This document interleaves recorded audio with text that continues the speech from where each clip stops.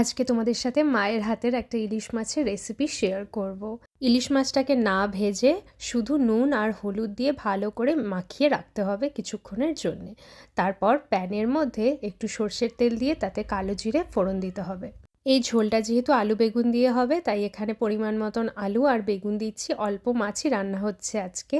লবণ আর হলুদ দিয়ে আলু বেগুনটাকে ভালোভাবে তেলের মধ্যে ভেজে নিতে হবে এবং কিছু কাঁচা লঙ্কা আর অল্প কালো জিরে মিক্সিতে পেস্ট করে তোমার আলু বেগুনের ভাজাটার মধ্যে দিতে হবে এবং সেটাকে একটু কষিয়ে নিয়ে তারপরে জলটাকে দিতে হবে, ঝোলটা যতটুকু তোমরা খেতে চাও। তারপর কিছুক্ষণের জন্য ঢেকে দাও এবং ঝোলটা ফুটে এলেই আস্তে আস্তে মাছগুলোকে দিয়ে দাও, সেই কাঁচা মাছগুলোকে। এরপর কিছুক্ষণের জন্য, অল্প কিছুক্ষণের জন্য হতে দাও এবং এটা গরম গরম ভাতের সাথে দুর্দান্ত লাগে। প্লিজ যারা যারা নেক্সট টাইম ইলিশ মাছ খাবে, এই সহজ সরল রেসিপিটা অবশ্যই ট্রাই করো।